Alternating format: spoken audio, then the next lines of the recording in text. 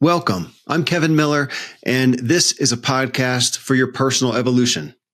In this episode, how your work contributes to a meaningful life. So what began as a discussion on whether our work must really be so important ultimately came to our need to know ourselves and what really fulfills us individually. And while, yes, having meaningful work is profound to the joy of our lives, it's also not meant to be the end all to your entire, purpose and calling, but a tool. So for the conversation, I brought on Dan Miller, celebrated career leader and author of the classic tome on work and career, 48 Days to the Work and Life You Love, and also my father.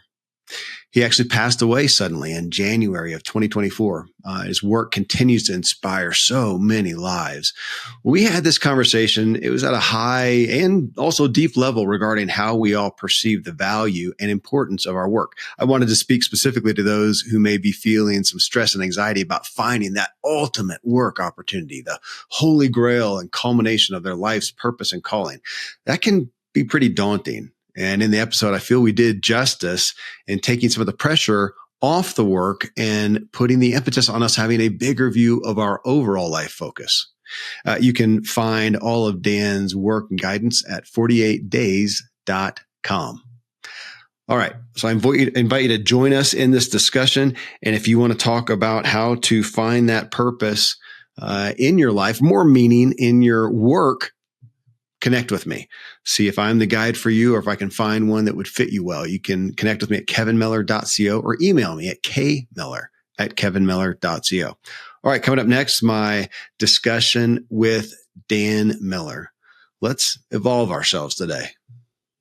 In looking at a high level view of work, should it be so important? Is it so important? I thought, who better to have on than the guy who etched that in my brain of A Work You Love, Dan Miller, author of 48 Days to the Work You Love. Hey, thanks for doing this. Hey, absolutely. Love these conversations and never get tired of it, especially with somebody who grew up where I had the privilege of brainwashing him. Yeah, thanks for that. And I do appreciate that. I'm coming at it at the angle. So, Dr. Randy James, your doctor, my doctor, and co-host of my True Life show. And sometimes we talk about, have somebody come in, have a patient come in, okay? Dealing with anxiety and issues in life, and it's hurting their health in some manifestation, right? And then we get to talk, he gets to talking about their health and wellness and giving them counsel. And, he said, some people go, gosh, now I'm just even more anxious about my health. He said, well, that's not helping anything. Okay, we got to deal with that he's causing anxiety. He's real sensitive to that. Am I causing you anxiety and us addressing your health? Because that's going to be, we're going to go 2 steps forward, 2 steps back. So with that, work you love, meaningful work at your passions, all this that we, of course, espouse and like, but I do feel like there are some people out there who their anxiety is so high on finding that thing, the calling, the purpose. And I almost want to give them a little permission to, chill out a little bit. And I want to play with that because it's a tension. Obviously, we don't want to say, oh, no. But I think you know what I'm talking about. There are people out there who are right now, they're stressing, negative. They have anxiety about, am I doing the right thing? Is this the best it could be? Should I be finding something I'm more passionate about? Give me your thoughts. All right. Well, I'm going to dig in a little deeper with that concept because I just got a note from an audio message from a lady who said she started reading 48 Days to the Work You Love. And she read chapter 3 and 4, and she didn't think she was going to be able to make it any further because reading it made her feel so bad about where she was. So we come back to the old ignorance is bliss. Yeah. Some people don't want to think about the fact that work could be meaningful it's better just to assume it's a bitter pill that we all have to deal with. You just get it out of the way. And then on the weekend, you do something you enjoy. I mean, that's a mindset that a lot of people are pretty comfortable in. I got a note this morning from a guy who said he was 16 years old. You'll appreciate this because I used you in my response to him. He's 16 years old. And he said he just read 48 Days to the Work You Love. He said he absolutely loved it. And at the same time, it terrifies him because his dream is to be a professional soccer player. That's all he can imagine himself really enjoying. But he just assumed that, well, that wasn't possible for a kid coming from where he's coming from and his home life and all that. So he just have to put that on the back burner. Now he's read 40 Days and it's like, are you serious? Is this really possible?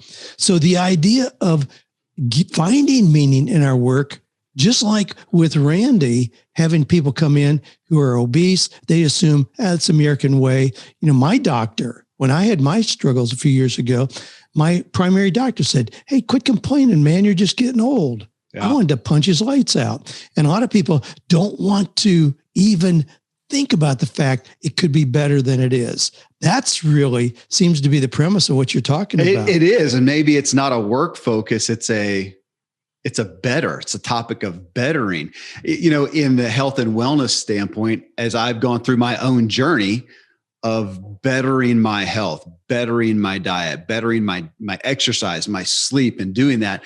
There is the joke. It'll come up in the house and the kids will go, Daddy, remember you back when you used to make potato candy or used to make whatever, high sugar was my thing that I don't do anymore. And it's almost referred to as, you remember the good old days? Oh my. Yeah. Back when, and I get that because back then it seemed easier. We were eating gluten and sugar and whatnot. And now today we're more, you could look at it as more restrictive. Mm-hmm. But then I also realized, I'm 50 years old. I just did a duathlon this last weekend. I got beat by 5 guys, all who had about 20 years on me, 20 years younger. Uh-huh. And I'm grateful for that. I'm grateful I sleep well, I think well. I'm grateful for the payoff and the benefits, but I get that. You back to your ignorance is bliss. We were having fun back then, eating our sugar and our gluten and whatever. That's right.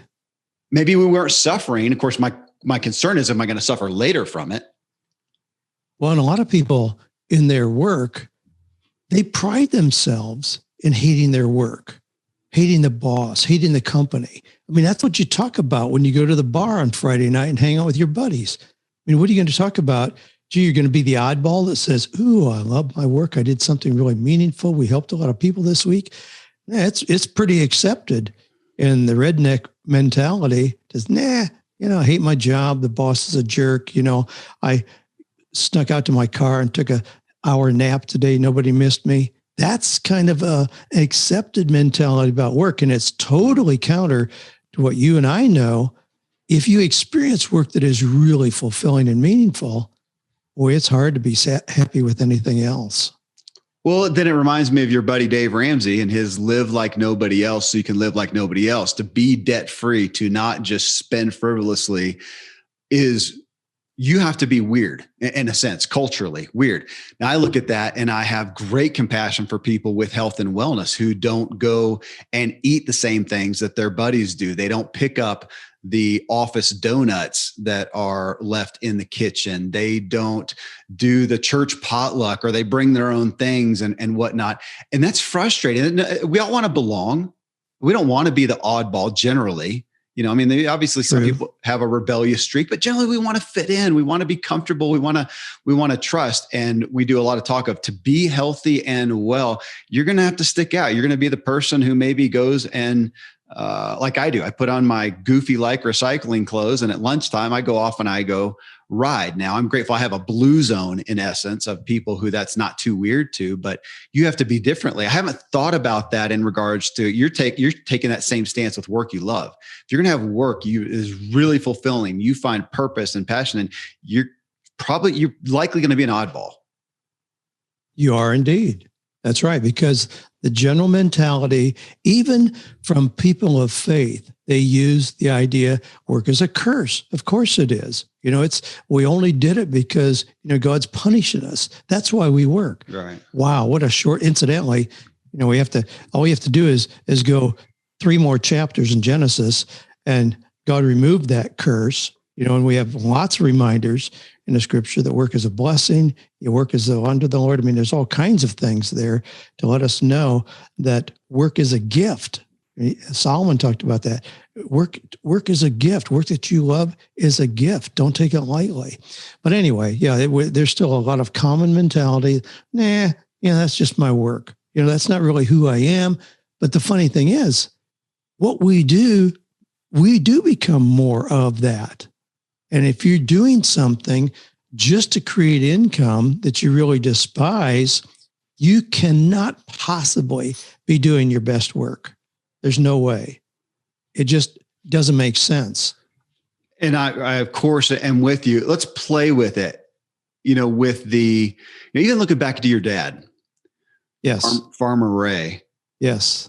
And of course, not everybody was a farmer, but he was a farmer. The days were spent out there tilling the soil and generating a lot of the food that you guys had. There's a lot of people back then who were building their own homes. And I was thinking about the pioneers. I read Little House on the Prairie not long ago to one of the kids, and we're talking about that. And Ma and Pa headed out west. A lot of people did back in the 1850s. And their work was just existing. It was survival. It was get up in the morning, hunt something, gather something, go get water from the creek, hope you don't get killed by an animal or another person, stitch your clothes, wash your clothes. I mean, that was it, work. And let's just assume everybody was doing that. That's just, life was work. There wasn't anything to choose from. Then we hit the Industrial Revolution, and we now work for a dollar bill where we go buy all that stuff. And now we have options, let's say, to choose different work. And I have heard that argument too, like you talking about people arguing from a faith-based standpoint. Work's just supposed to be sweat and toil. Other people also talking about, well, that's just a luxury to choose. You've seen that. You've seen people that you respect who have pushed back against the working at your passions thing. That's a luxury. You just work at something that's solid, that provides well. How do you play with that somewhat too? With the luxury, let's say that the luxury argument. Well, if we go back to your grandpa, my dad, Farmer Ray, he pastored a little tiny church for which he received no salary. That was just ministry. So there's a clear separation there. But then you're left with, what do you do to be a responsible provider for a family with 5 kids? Well, what do you do when you're an Amish boy with a 6th grade education? You farm. You default to that. That's the most likely thing to do. You don't have to have a resume. You don't have to have marketable skills. You farm. You can do that. That was my dad's approach to farming. I never heard him talk about how he chose that because he loved it so much. Not at all. He did it because it was a responsible thing to do. And he accepted the theological framework for that's what work is. You do what's responsible. So I didn't see that approach that there's a better way or even any desire to explore that. You just do what is responsible. Now, we see a lot of that today in people who simply have defaulted to that position. All right. Even people with college degrees, you get out. Well, you find a job. You find somebody that's willing to give you a paycheck. You put your head down and you just go through, put in your 35 years, get a gold watch and retire. But interestingly enough, that model is broken. We're seeing that model doesn't work. We're seeing kids today see what happened to their mom and dad. Gee, mom and dad put in 20 years of faithful work, and then they showed up one morning and were told they had 30 minutes to clean out their desk and leave. Company didn't need them anymore. So kids today are saying, I'm not going to make myself vulnerable to that. I'm going to figure this thing out. I'm going to do something that I enjoy.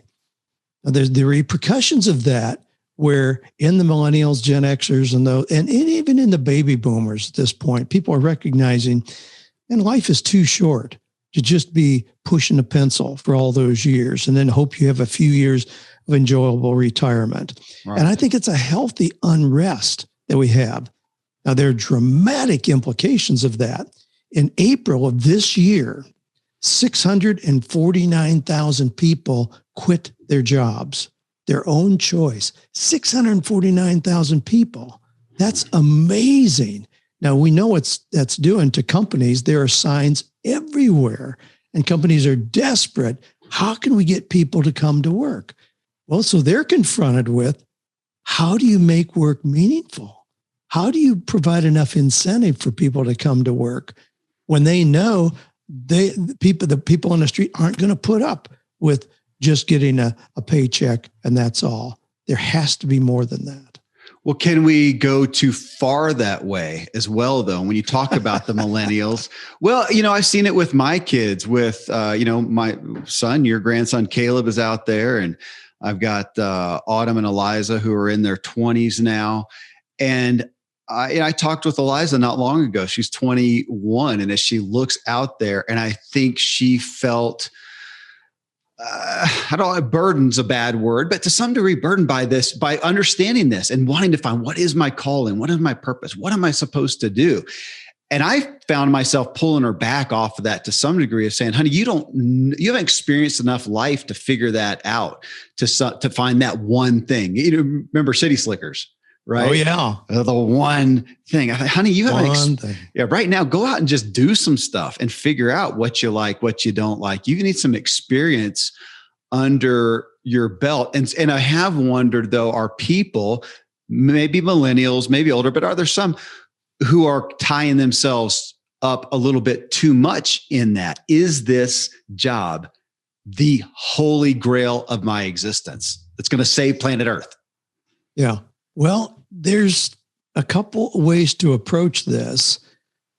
Sometimes when I have people who know they have something that's a hobby, let's say something that's a hobby, let's say an artist, and somebody really enjoys doing that. But their fear is that if they use that as their method of income generation, then they'd end up not enjoying it anymore as a hobby. So we can kind of go on that approach. There are times when I can see somebody doing something that they recognize really is kind of a hobby, or something that really is just kind of a heart's desire. It may be, working with disabled children or something where they're never going to make much money, but they're really drawn to doing that. And I think that's worthy work to do, even if you're an artist, use that example, but, just to do something because you really enjoy it, it's a contribution in some way.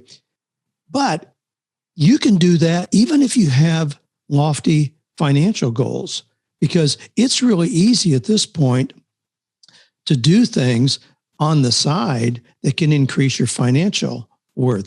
Kent Julian, longtime friend of ours, he's a speaker. He speaks in the university, college arena, loves doing that. It provides a great income. But he's the first one to tell you he's building his wealth because of the real estate investing that he's doing, not because of the job that he has, the work that he has. Of course, he's independent, but the work that he has, no, that's fine. He enjoys that, but it's not going to be something that's going to make him wealthy. But his investments, aside from that, are. My point being, so somebody can do work that they enjoy and fully enjoy, and they're better off doing that than to try to make themselves survive and tolerate the work, the daily work, Monday through Friday, that they really don't enjoy just because they're trying to be responsible and get a paycheck. That's where we get the conflict. So it's not unrealistic to expect that in work. And if you're talking with Eliza or with Caleb, with whom I've had a lot of delightful conversations here, what we look for in work is more than just a paycheck. This really brings up an issue that companies are dealing with right now. Now, some of the things that are going on right now in companies' attempts to get people to come to work, they think it's the paycheck. We hear all this stuff about $15 an hour, minimum wage, Target has gone to that, Amazon has gone to that, so on and so forth. And now we're seeing things right here where I live in Florida. There's a McDonald's that is offering $1,000 sign-on bonus. Now you have to stay for 3 months, so it's given to you over the course of 3 months, but $1,000 sign-on bonus just to get people to come to work there. Last week there was a restaurant in Honolulu, Hawaii that advertised for servers at $45 an hour, and they had 0 applicants. And we can go on and on and on with what people are trying to do. But the thing is, we had a Ford's Garage that opened up here just a couple of weeks ago here in Sarasota. at Ford's Garage. I don't know if you've ever been to one. Yeah, I did. Last time we were in Florida, Terry and I went to the one in Orlando. Yeah. Did you really? Yeah. I took pictures of the gas, like the gas nozzle faucets or something like that. Door handles or gas pump nozzles. Yeah. And you, in the restroom, you wash your hands inside of a tire, and the wheel is the basin. Yeah. I think I have a picture of it. And the napkins are grease rags with the reed eater hose clamp around them. So so it's a really cool place. And it's a fun place to be. But they were trying to get service. They were advertising $20 an hour and a $2,000 sign-on bonus, just in a restaurant like that. Wow. What they miss is it's not just money. You're never going to be able to pay somebody enough if it's money alone that has them there. If it's money alone that has them there, there's a high propensity for burnout, turnover. They're going to go. Daniel Pink, a few years ago, in his book, Drive, talked about what is it that we have to get people to participate, to show up. 3 things: autonomy, mastery, and purpose. There have to be those components. It's not connected. Now, there's certainly relevance to money. You can't pay somebody $5 an hour at this point and tell them they're going to save the world by working there. But we have to address those things. And those are things for anybody looking in from the outside. If it's your daughter, Eliza, or anybody else, look for something where you have autonomy, mastery, and purpose. And by autonomy, that doesn't mean you don't have a boss, but it's by you're given some responsibility for what you do, some ability to make decisions on your own. And mastery, the ability to work up and really become good at something, become better at what you're doing. And in purpose, you have to believe there's a reason for this company, the work that I'm doing, that goes beyond just myself, goes beyond just getting a paycheck on Friday. And with those, it changes totally our approach to what work is all about. Well, obviously you can have different, like I'm looking out the window here, and the lot of land next to me, they're building 4 little houses on. All right. So I'm looking at these guys and, thinking about the old bricklayer analogy that I think I told on a show. I think I read that analogy on a Ziegler show not too long ago. 3 guys making a wall, laying bricks. One guy says, I'm laying bricks. The other guy says, I'm making a wall. The other guy says, I'm making a cathedral. That's right. So these guys, we could tell them all to do that. Now, I've had experience and enough things, though, to realize that, okay, I get the concept. I don't feel I can always have a better attitude towards what I'm doing, but there are some things. I mean, if you put me over there, I don't care about building houses. I just don't care. I don't find some grand purpose in that. I always remember real estate. I've had so many friends in real estate, and some who did it, it was just a good job. And some who felt, no, I'm helping people. They're kind of like George Bailey and It's a Wonderful Life. I'm helping people find a home. Right. I mean, a great purpose. Right. And I guess I want to hit that. I don't know that everybody can expect themselves to have that same feeling towards anything, that there is a certain calling for you in a specific job where you should be able to give yourself permission to go, look, man, I'm glad you enjoy doing that. I had a guy tell me one time, Kevin, you spend all day in front of a computer. I'd just rather die. So be it. I could write all day, and he's out here doing work that I there's no way I would do. So there's got to be, we can change our paradigm, but there are different strokes for different folks. We do need to find that fit of that thing that we find purpose in.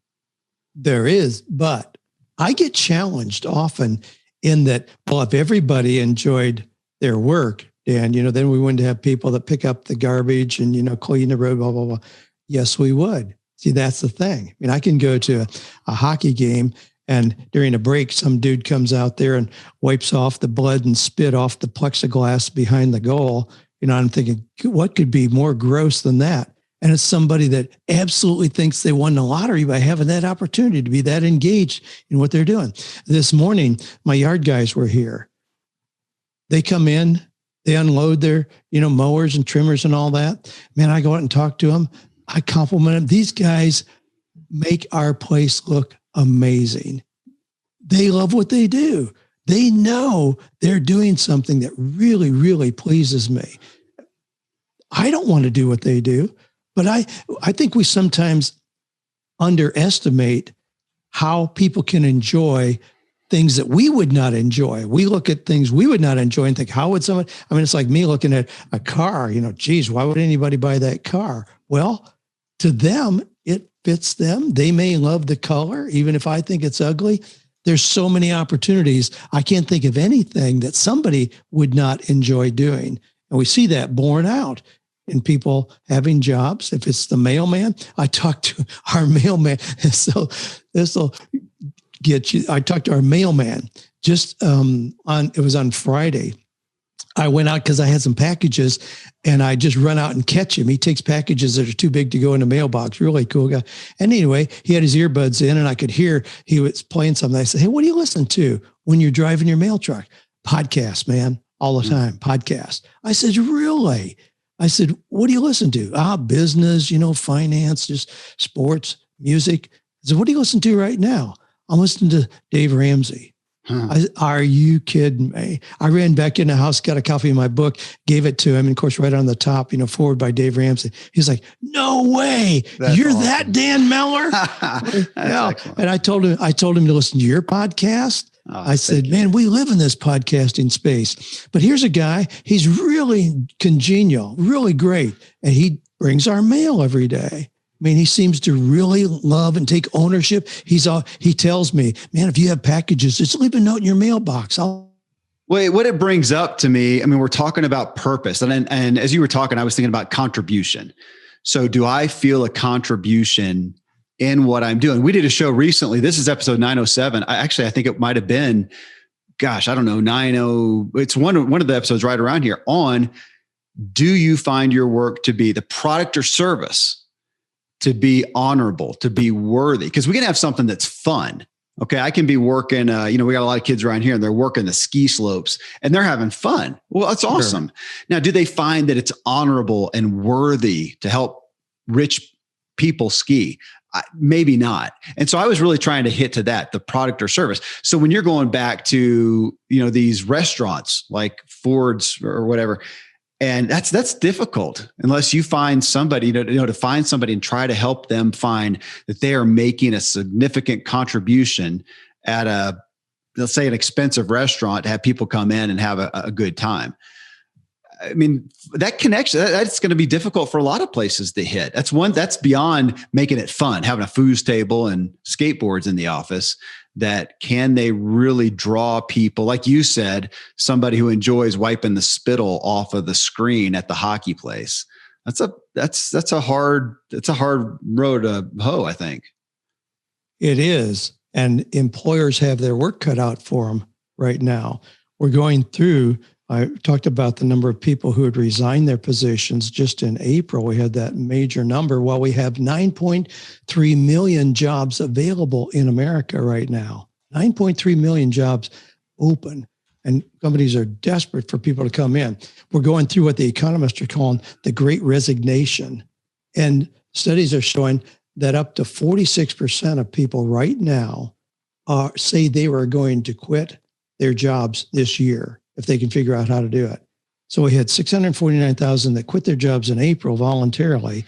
Here we are in July, and 46% of people who are working say they're going to try to quit the job they have before the end of the year. We're seeing massive turmoil here. But here's another component of this. What we've gone through right now, going through the pandemic, what we've just experienced the last 18 months, whatever, has caused changes. I was going to say damage, but I'm not going to use that word. It's caused changes to the workplace. We're never going to go back to normal, the way things were. And in many ways, people have gone through a grief process in this, in the same way that if you had a death or divorce or something unexpected, a health issue or whatever, people go through a grief process. There are 6 stages to it. And this is really important in light of what you're talking about here. The first stage is denial. Like, oh, I can't believe this is happening. Surely this will only be a couple of weeks. We'll be back to normal. Denial. The second stage is anger. It's like, are you serious? I can't leave the house. I got to wear a mask. I can't go back to work. Right. Anger. The third stage is bargaining. Okay. So let me understand this. If I do this, then I can kind of come back. I can work from home a little bit, whatever. Bargaining. The fourth stage is depression. And people, again, with grief, we're talking about normal grief response to get to that point, depression. The next stage is acceptance. All right. If this is the way it's going to be, then what can I do to kind of move forward? The sixth stage of grief is finding meaning. All right. This happened. I didn't expect it. I didn't welcome it, but I need to find meaning. And it brings us back to where people are right now who are looking for work. Those 649,000 people, they're not looking to stay home. I mean, I know we've spoiled them with stimulus checks and all that garbage, but they want to get engaged, but they're looking for meaning. And if we can't give them that autonomy, purpose, and mastery, we can't give them meaning, they're going to say, nah, you can't pay me enough to entice me to come in. So as hard as it is for a lot of businesses, we have to be able to offer that to people. Now, I'm fortunate in what I'm doing, 48 days. It's exciting to help people see the lights come on, to help people put legs in a dream they've had for a long time.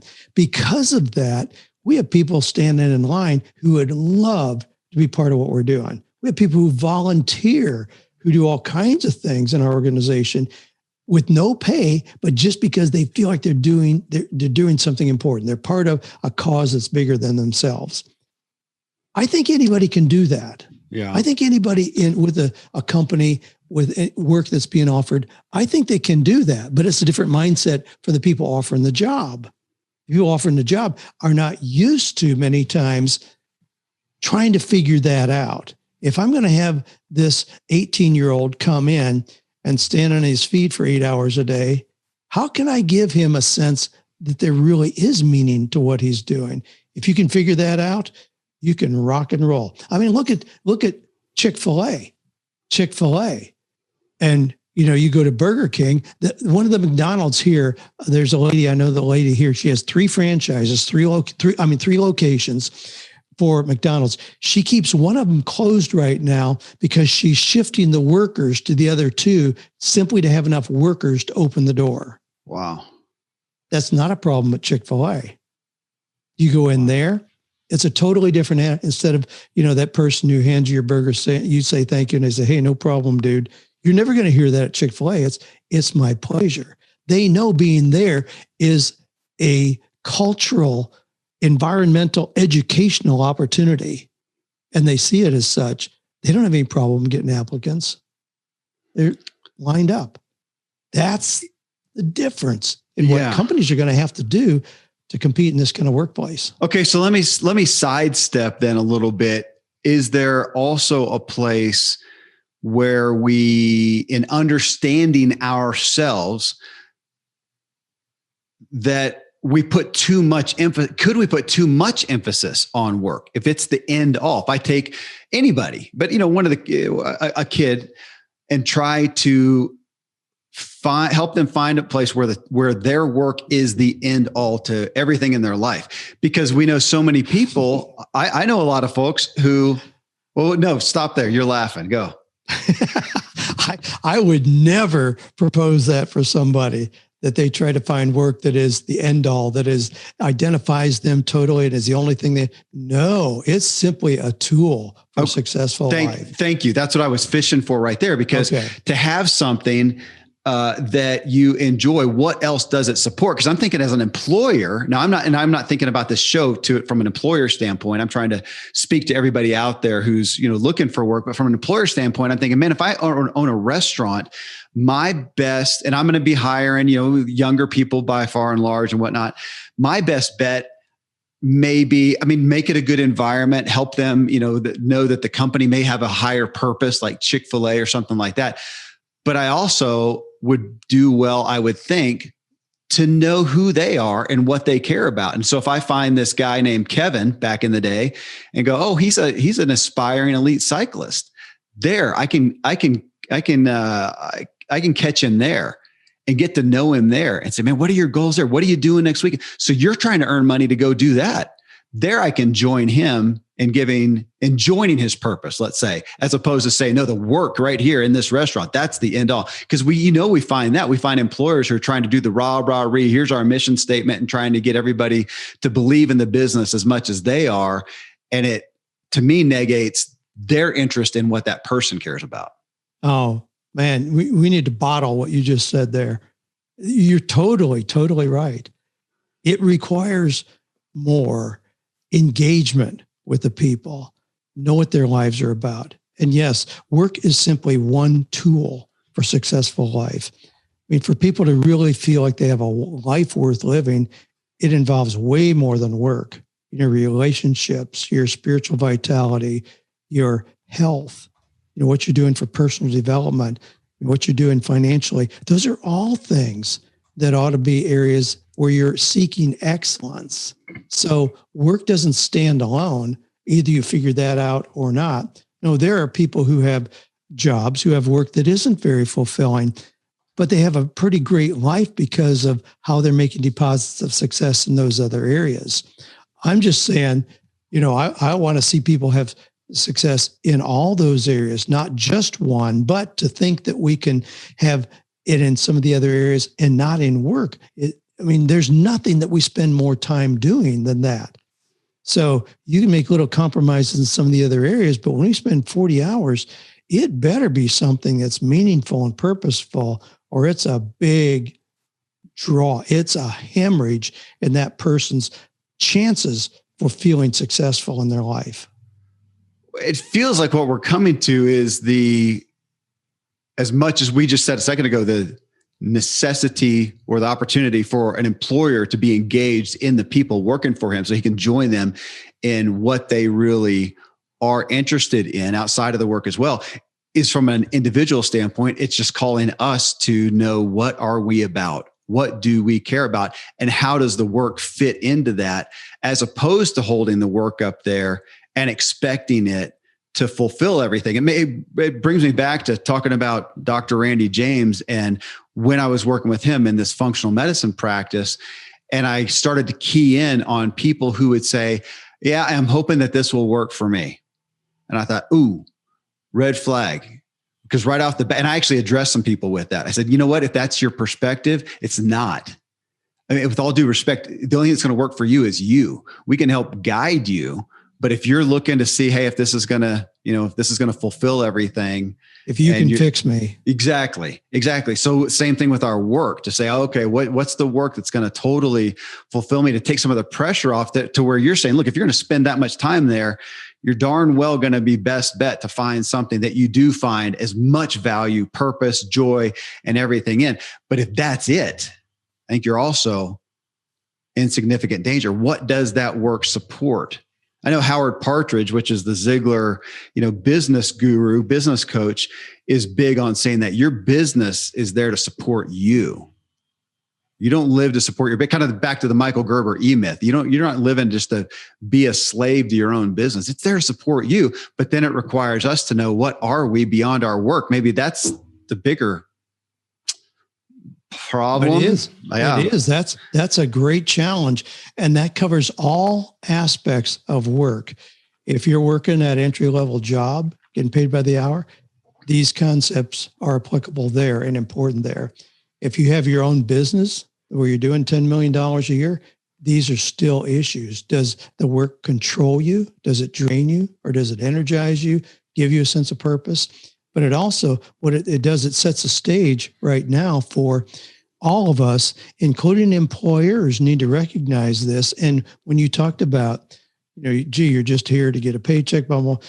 If we go back 100 years and you had a little grocery store in your hometown and you needed to hire a couple kids to come in there, you probably knew their families. You may see them at church on Sunday, in the local restaurant. When you walked in the hardware store, you'd see their siblings, their mom and dad and all that. That's a very different kind of context for having somebody work for you rather than just seeing, I need somebody to stand in this spot, put this bolt on this nut and do that, 1,000 times a day. And if they don't do it, I'll get somebody else to stand there. That's a very different approach. So the Industrial Revolution really dehumanized work in many ways, where we brought these guys in off of farms who used to being out there seeing the sunset and the rainbows and interacting, on the land. Now we brought them into a factory, but that was a change in work model. But the factory owners said, we're going to give you $5 a day. That was big money back then when in 1913, Henry Ford said, we're going to give you $5 a day. People came there in droves just because of the money. But what have we seen in that kind of workplace mentality? Seeing people that undermine what the company's trying to do, and they beg for more, even if they don't produce more. They just want the company to give them more. And if the company makes money, they think, they ought to get it instead of the owners. I mean, all kinds of negative dynamics in that kind. So we're going back in some ways to a healthier look at what work is all about, both from the worker and the employer's standpoint. Do you see, or I've seen, and I'm sure you have, there is a place with work. So the work that you do with 48 days, empire there, and your buddy Dave Ramsey too. I mean, you guys both as buddies who have done life together a lot, see, let's use the word altruism. Yes. Which is where we find the most purpose, being of value to other people, serving other people. You find that in your work directly. So you get to do that, right? Well, I say you get to do that because there are other people. And the first one I think of is our buddy, Dave Munson. So Dave owns Saddleback Leather Company. I talk about him a lot in this reference point because it just really hit me powerfully as I was looking at my own work and what it meant to me. In that, now he enjoys it. He loves design. He loves cool products. He likes quality. So he has a lot of fun. Does he feel altruistic in selling a $600 leather bag to some guy in a Ferrari? Probably not. But I also know, and if you find him on Facebook, you'll see one of his primary efforts is in Africa. He and his wife, I don't know if it's schools that they run, housing, but they use a huge amount of their time and money that's created by this company to go over there. And they take people, they take employees. It's become a big part of the business and they find it over there. So when he sits down at his desk in the morning, you sit down and you're writing your next book. You're writing to your 48 days, folks. You're getting testimonials on changing your lives. He's sitting down, he's designing a new bag that he's hoping to sell for $600 to some guy in a Ferrari. But he knows what that's supporting. Well, yes, but I would venture to say Dave also enjoys his work way beyond just creating the funds so he can go do those humanitarian things. I saw a post from Dave this morning. I think he was in Africa with one of his sons, and they were up on top of a mountain. They were going to do product photos, which he's infamous for.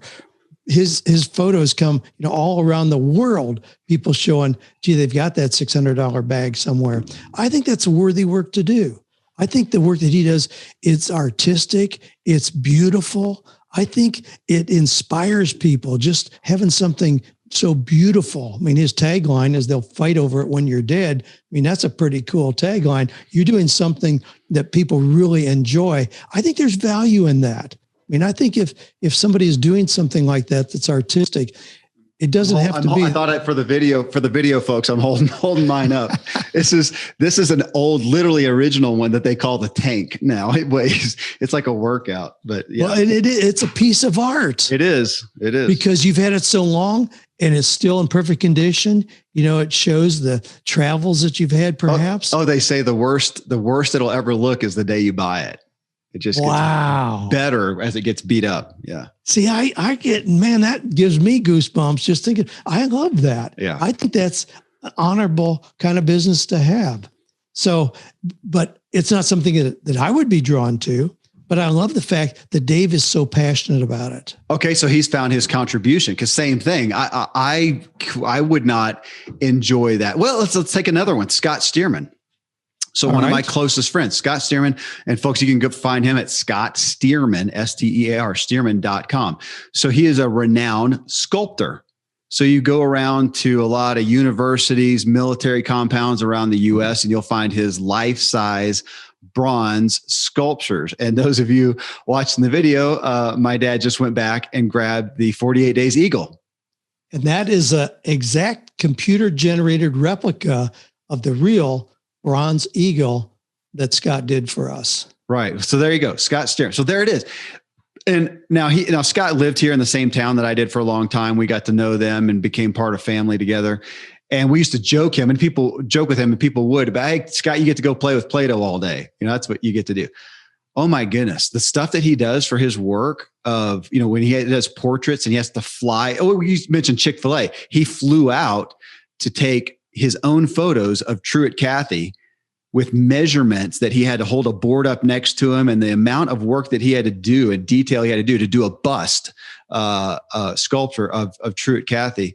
And the detail of work that he does, he spends so much time doing math and equations and flying to sites and having to deal with how is this going to be installed and whatnot. And I looked at it and I thought, oh my, I would rather clean spittle off of a hockey rink. Wow. Afterwards. I mean, it is so far. It is so, people don't understand that, but God love him for enjoying doing that. See, Scott sat down with me before he did that eagle. It wasn't just, hey, I'm a sculptor, I'll do you an eagle. No, it was like, what do you want this to convey, Dan? What's the essence of the message? He is a master at leaning in to really get the story behind a piece of sculpture that he's going to do. Again, a great example of somebody who has found meaning in what they do. And he's a master at conveying the meaning, the significance of something that we may see as an inanimate object. No, there's a story behind every single one of them. Because I feel like we keep coming to contribution, and it feels hard to negate that at some point in our work, that place where we're going to spend a majority of our time of our life, that we need to be able to connect with some kind of a contribution in what it is ultimately doing, that product or service, how it is serving people, that it feels like that's of utmost importance if you really want to find the peak in what you're doing. Now, there are some, though, that do just have fun and enjoy that. And I see people doing that, but they generally, I find that they're still looking for that contribution, and they're going to need to find it outside of that. Is that a fair balance there?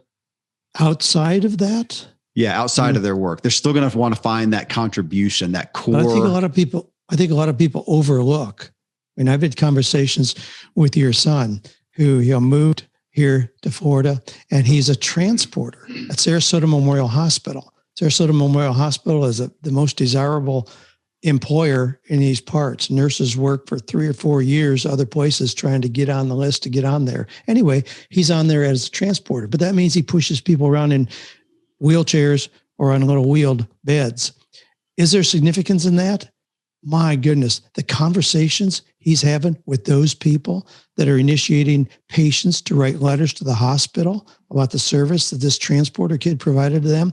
I've had conversations with him about, you don't know who you're pushing, the next person you're going to be pushing. You serve in the hospital people that are homeless and people that are billionaires. What if the guy you're pushing down the road right now, taking him out to his car, you treat him with such excellence that he says, I'm looking for a young man. I need somebody to drive my Rolls Royce to take me around places. Not a whole lot, but I get out now and then. I got a place in my house you can live, and I'll pay you $2,000 a week.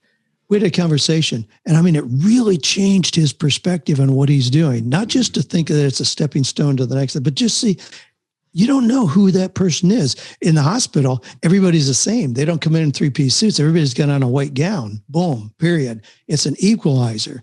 But see in that person something that somebody else may not see when they're just treating them as the next patient. I love helping people get that kind of perspective in the work they're doing. And I think a lot of people overlook the opportunity for seeing meaning in work that they're doing when it's already there. Well, in that, I'm with you. Talking about nurses, speaking of Caleb and all the medical issues that he went through early in his life. And I was always so aware of the nurse who thought it was their duty to take care of the blood, take care of the urine, take care of the medicine, take care of whatever, as opposed to the one who realized, yeah, of course that is, but their duty is to help us as the patient, as the mom and dad of the patient, be at peace. Find a step off of the anxiety and the fear or the terror, that we have. And I see that with, Caleb as a transporter there, but where are we in our jobs? I think, we do get narrow-minded in maybe even me speaking that in looking at the product or service in and of itself. That's one piece of it. What's the relationship opportunity that we have with the people that we're connected to, whether that's the end customer or whether that's our coworkers, employees, or whatnot? Absolutely. And so if we go through things, if it's mowing yards or cleaning a pool or delivering the mail or whatever it happens to be, I think there are opportunities for meaning and purpose. Some of the things that we've laid out here, even in those jobs that we may see as just kind of entry-level jobs and, there's no real reward except the money. Yeah, if you're looking for it. I mean, I've done a lot of different things in the course of my work life. It wasn't just always, writing books and coaching people. I did a lot of different things, sold used cars. Here's an example, perhaps. When I was getting graduate degrees, like my master's degree, I painted houses. I loved what I was doing. It gave me the opportunity to not be locked into certain hours because I would bid the job, just show up when it was convenient for me around my teaching and studies at the university. So it was a wonderful vehicle where I wanted to go. I love seeing how you paint something and immediately makes a dramatic change. So there was that kind of reward there. Was that my dream job? Heavens, no. I don't want to be a painter, but it was a reasonable vehicle to get me to a larger goal, which is another way to approach meaning in your work. It may not be your dream job, but if it's a reasonable vehicle and you have a goal in sight, then it can really still be seen as the most valuable thing you can be doing right now. When people see it as this is the end, this is as good as it ever gets, that's when they can get bored, even if it's a high level position. But I've had a lot of things that I've done that were not ideal jobs, ideal work, ideal business at all, but they were reasonable vehicles that period of time in my life to keep me moving toward the things that ultimately I wanted. Well, and that feels like the culmination is, do we know, for all of us listening, do we know what we want? Do we know what floats our boat, in essence? Do we know where we find, contribution? I found myself talking to, I think it was Eliza, my daughter Eliza too, about what is that thing out there that bothers you, that you want to communicate to people. All my kids are really high on sustainability, the earth and the environment and those types of things that, I care about, but is that predominant for me? It's not. My brother, your son was over in Africa helping, dealing with sex slavery and stuff. Well, how can you say you don't care about that? Of course I do. But is that my vocation? Is that my vocational pursuit? It's not. I don't feel called to that, but to know what that thing is. So I assume you find yourself with all your coaching clients that here's somebody, here's what they have, here's their skills, abilities, talents, giftings, all that. Here's the options. Maybe they have 5 areas of interest. I'm just picking a number, 5 areas of interest. I did this with myself. I remember doing it many years ago. I've got a bunch of areas of interest. What do I want to work at though? And there were a bunch of those areas you mentioned hobbies earlier. And I realized, man, I enjoy sports, but at this point, I just enjoy it for me. I enjoy woodworking, but I just enjoy it for me. I don't want to do that. I don't feel a contribution to the culture. Not that it's not possible. I'm grateful for people who are out there devoting themselves to sports because they see what it does for kids and does for people. It's awesome. It just doesn't speak to me. That's not it doesn't do it for me. It's not where I find a contribution, but it calls us to look at the opportunities in our life and then see where can we connect a contribution and be okay with an area that we see. It's nothing against it, but I just don't. And be okay also with I do over here. That's the beauty, though, of diversity. That's the beauty of individualization. That's the beauty of we all have so many choices. We all have so many options to then identify what does give us meaning. And it's going to be different from one person to the next. This is not a cookie cutter kind of program. That's why I love working with people where we are not going to, and I used to cringe at giving some of these assessments to people because it'd come back with suggested careers. I hate that because it's going to take people things right out of the dictionary of occupational titles. How are you going to find a Scott Stearman in there who's a sculptor? Not going to happen. Yeah. You don't get that. You don't get that kind of individuality. You don't get a Dave Munson who's taking leather and making these beautiful bags that he sells for big bucks to guys who drive Ferrari. You don't get those kind of unique applications. You get standardized cookie cutter choices. And that's where people sometimes cut themselves short because they don't look inward enough to find that unique thing that really would give them a sense of not only enjoyment, fulfillment, meaning, but also money, pleasure, purpose, all of those things. It's there for everybody.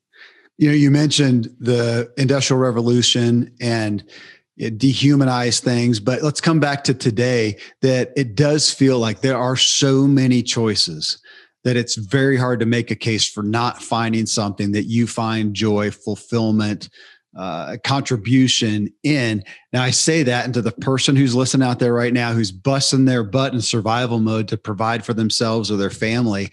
It's awesome and so much honor to you. And there's been times in my life where I should have done that, I think, for a time, but that would be it for a time. That if you're doing that thing 3 months, 6 months, 3 years from now, man, are you shortchanging yourself? And it does feel hard to make, again, a case to not find a fitting thing because we do have such a ridiculous amount of choices.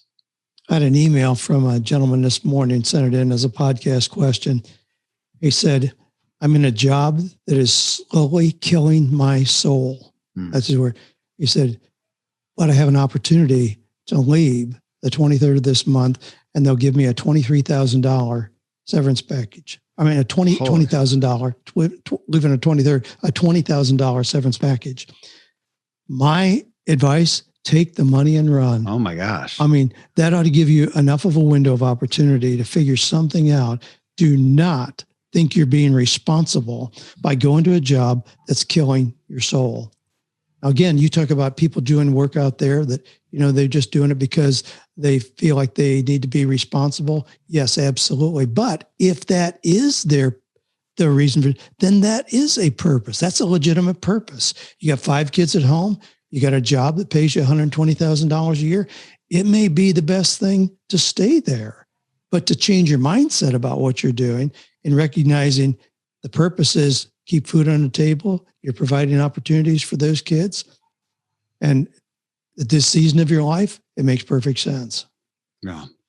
Well, this is always a discussion. An open-ended discussion like this brings far more than what I could craft if I had a specific intent. Man, thank you. It's just always a joy to talk through these, but it's just eye-opening. It gives me more conviction as well for finding and being clear on the contribution I am bringing to the table in my work. Such a gift.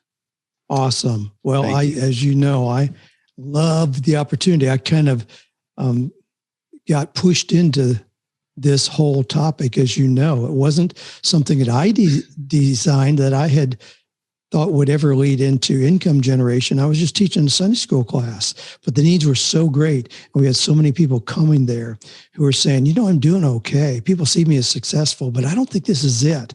And it was that deeper sense of meaning and purpose people were looking for, even though they may have an MD or a DDS or a JD after their name. No, they're saying, there's something more that really my heart is calling me to. And so with these kind of questions that I've had the privilege of dealing with, and ultimately because of that, then led to my own income generation. It kind of snuck up on me in a way that I never anticipated. I didn't sit down and map this out as a business, but as it developed and I just moved into it more and more and more, the opportunities came. And it's always been, even when I was doing it just as a volunteer, extremely fulfilling for me to help people walk through this process. Find the work you love and the money will follow, eh? Sounds like Dan Miller right there. Hey, I've got pulled up here. I'm just reading an old book, The Prophet, but written by Kahlil Gibran back in 1923. So it's old kind of philosophical stuff. There's one piece in there that I've always loved. It's just a couple sentences. And it says, work is love made visible. And if you cannot work with love, but only with distaste, it is better that you should leave your work and sit at the gate of the temple and take alms of those who work for joy. For if you bake bread with indifference, you bake a bitter bread that feeds but half man's hunger.